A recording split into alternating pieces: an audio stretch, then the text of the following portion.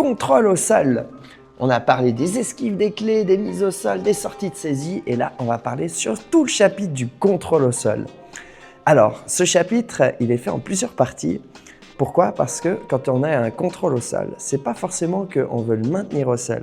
On peut faire une mise au sol et directement le maintenir 2-3 petites secondes pour le calmer et après partir. On peut avoir des contrôles au sol où on est pendant longtemps sur lui pour vraiment le calmer et attendre quelqu'un qui vienne nous aider comme appeler la police ou la sécurité, etc. Donc, suivant en fait ces deux formes de stratégie qu'on va avoir sur le moment, bien sûr, suivant comment elle est l'adversaire, comment il est l'adversaire et si aussi il y a plusieurs personnes autour. On ne peut pas commencer à faire un étranglement au sol pour le maîtriser alors qu'il y en a 3 personnes qui sont en train d'attaquer ou s'il y a beaucoup de monde autour. Pourquoi? Parce que en fait, ça va être dangereux pour nous. Le but, bien sûr, de tous ces thèmes, c'est de vous donner des petites astuces en fait dans le domaine du ninjutsu, donc l'art du ninja. Et pour moi, c'est une philosophie cet art. C'est simplement une philosophie qui permet en fait de mettre des techniques en place de survie pour être le plus efficace possible. Donc ninja, donc nin, c'est la persévérance et l'endurance. On peut absolument tout faire et on n'a pas de limite. Et c'est pour ça que dans cette philosophie, on a des techniques qui viennent de plein d'arts martiaux différents et c'est une philosophie que, bien sûr, ça rentre dans un domaine qui est global. Pour ma part, donc le ninjutsu, c'est vraiment quelque chose que j'ai développé directement seul, accompagné aussi avec des enseignants, mais je ne fais partie d'aucune organisation. On est absolument libre de tout. Donc du coup, comme on n'a pas de contraintes, on va essayer de piocher dans plein de techniques différentes. Maintenant, c'est-à-dire qu'on est bien sûr en combat.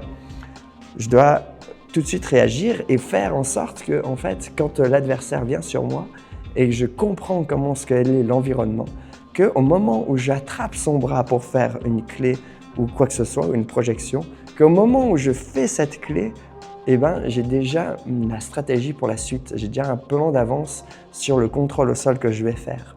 Si je vais aller contrôler l'omoplate, si je vais aller contrôler la tête de l'épaule, si je vais aller monter de plus en plus haut en fait au niveau de la tête, avec mes genoux pour essayer de le contrôler, si je vais le contrôler au bassin, si je vais simplement faire une petite mise au sol avec un genou sur la tête, etc. Il y a des centaines de façons de voir ces choses. On va en voir quelques-unes.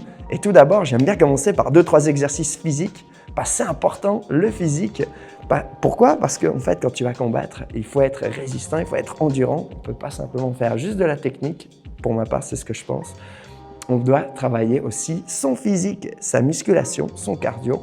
Parce que dès que le combat démarre, ça part, le cœur démarre à fond et il faut réussir à le calmer pour se maîtriser. Pour si j'allais faire une mise au sol ou comme si j'allais prendre le bras de l'adversaire et aller le mettre au sol.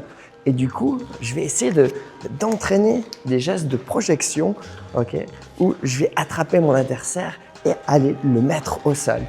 Du coup, je peux faire des rotations de plus en plus grandes, et avec ce système-là, je vais travailler mes bras, mes abdos, mon corps, toute ma rotation pour qu'après je sois stable. Donc je prends 2 anneaux et je vais monter et redescendre de nouveau pour travailler mon haut du corps, pour être solide au moment du combat. Je vais prendre une barre comme ça, une échelle, et je vais me balader autour de cette barre, en avant, en arrière, histoire de sentir que je suis fort avec le haut du corps. Je vais travailler en fait sur un sac, par exemple comme ça. Je vais pouvoir essayer de tourner autour de ce sac, essayer de me balader autour de ce sac pour travailler un petit peu mes appuis, et en même temps faire des changements de côté, et comme ça va m'entraîner pour quand je vais avoir mon adversaire, que je vais pouvoir essayer de travailler en fait des clés, des choses où je vais attraper son bras, mais je le fais factice, d'une manière à ce que je puisse m'entraîner seul. Bien sûr, il y a tout ce qui est ces marches d'animaux, de pouvoir en fait se déplacer en fait au sol, c'est-à-dire d'être sur la personne et de pouvoir essayer de la maîtriser, mais aussi de pouvoir se relever s'il y a d'autres adversaires en fait. Donc je dois pouvoir être en position et pouvoir me relever en fait d'une manière assez rapide, que ce soit simplement en tenant l'adversaire ou D'un coup, je suis avec ma garde au sol. Hop, je vais me relever sur une jambe. Ou je suis en train de tomber au sol. De faire ma roulade. Je tombe au sol sur le côté.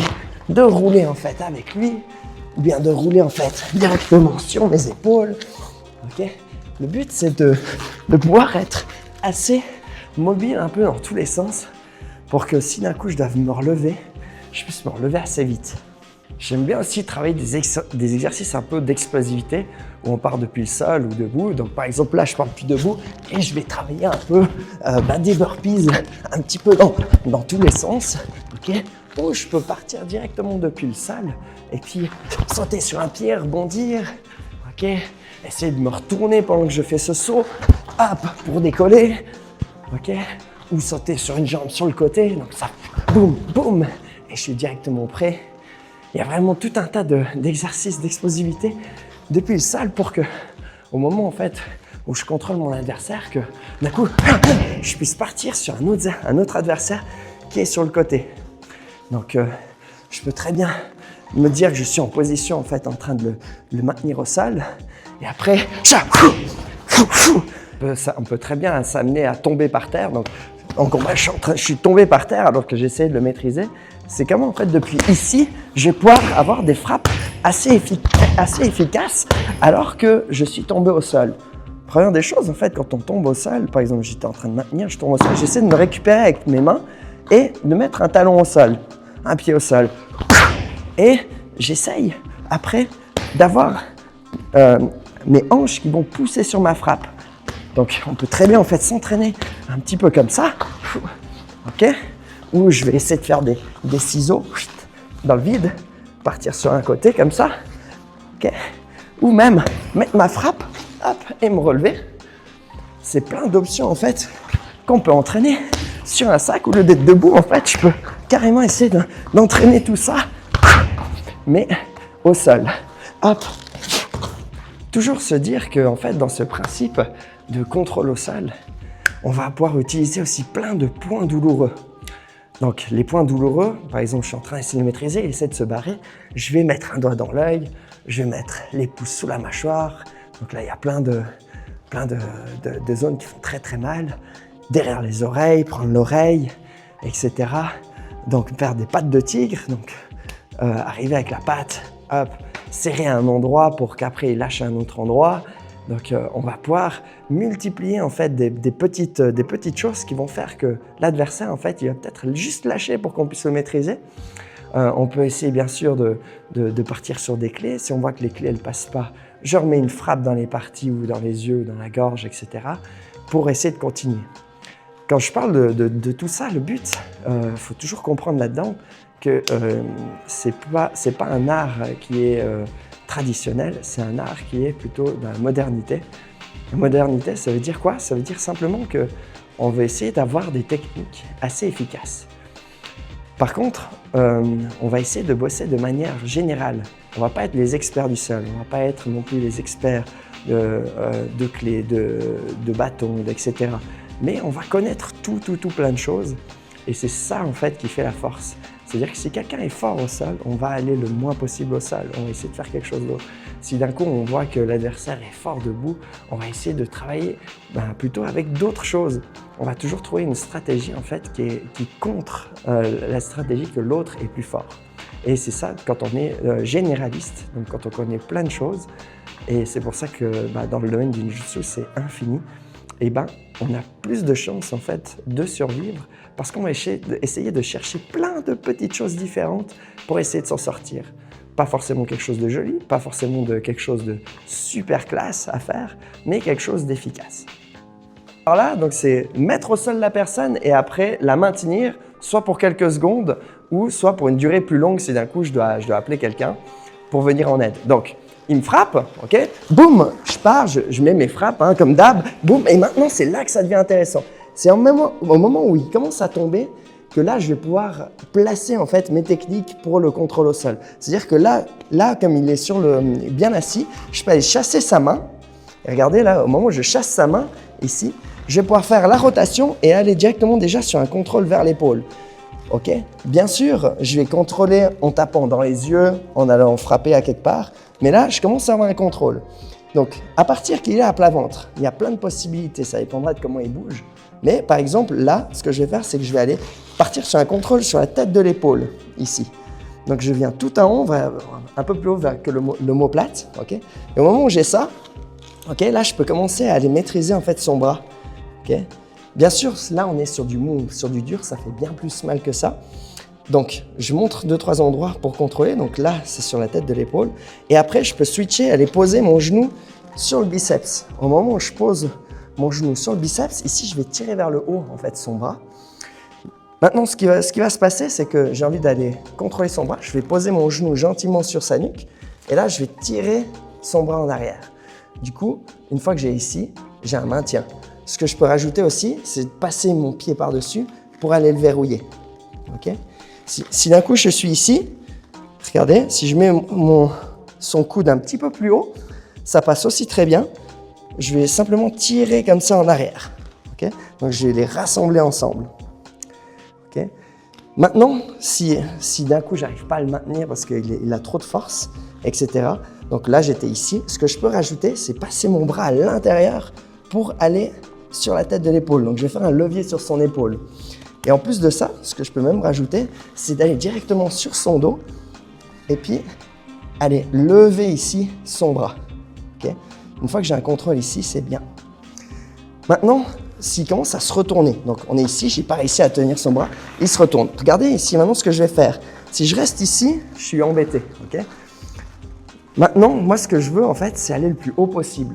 Donc je vais aller le plus haut possible en frappant dans les yeux. Donc je frappe dans ses yeux, ok, je viens frapper dans ses yeux et je monte le plus haut possible pour commencer une clé. Okay. Maintenant, s'il continue à bouger et qu'il en est là, ok, je vais tout le temps frapper et je vais maintenir une clé et je vais essayer de tirer sur cette clé. Donc je coince une articulation, je coince un bras et j'essaie de tirer dessus pour bloquer. Okay. Donc c'est de monter le plus haut possible. Bien sûr, ce que je dois faire, c'est scanner l'environnement, c'est-à-dire ici, je ne suis pas super bien pour repartir sur quelqu'un. Donc, je pourrais me relever et hop, repartir, mais ce n'est pas la meilleure des positions. Une des positions qui est super cool, c'est d'avoir juste son genou derrière son épaule et simplement aller appuyer comme ça vers l'avant, okay, et avoir un bon appui ici. Ici, ce qui me permet en fait de pouvoir regarder aux alentours et ici, boum, casser l'épaule et pouvoir partir. Donc, au moment où je suis ici, ce que je peux même rajouter, c'est un changement de jambe. Ça veut dire que j'étais ici, je passe ma jambe là, ok, ça c'est un bon moyen, mais je peux aller ici pour aller faire mon levier. Ou, regardez, j'ai toujours l'articulation ici qui est bloquée et je viens avec mon tibia en fait dans sa gorge. Okay, je tourne les petits doigts vers le haut et là je viens bloquer et en même temps je viens tirer dessus. Excellent.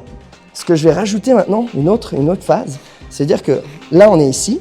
Moi, ce que je veux d'un coup, c'est faire un étranglement. Donc, je vais complètement changer. Je vais garder cette jambe sur le cou et je vais tirer en arrière le coude. Et ça fait une rotation et ça fait sur la glatte, ici.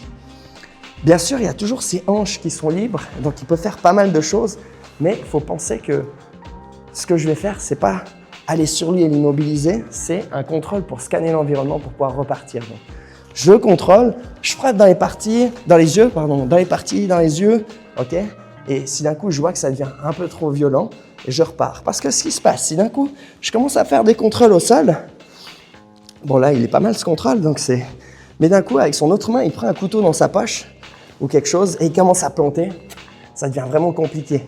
Donc ce genre de choses où je viens faire un contrôle comme ça, je vais pas vraiment faire tout seul, je vais être à deux, un qui contrôle ses jambes et moi qui vais contrôler sur lui. Donc là, je mets son coude sur moi, hop, je verrouille en triangle et là, je tire sur sa nuque. Okay, mais là, il faut quelqu'un qui contrôle ici parce que bouger les hanches, là, il peut encore bouger en fait. Et du coup, je vais devoir de nouveau frapper dans les yeux et revenir avec mon genou, par exemple, sur la tête, ici. Ce que je peux faire aussi, si d'un coup, il commence à se retourner là-bas, avec tout le haut du corps, là-bas, donc je vais pouvoir avancer ma jambe.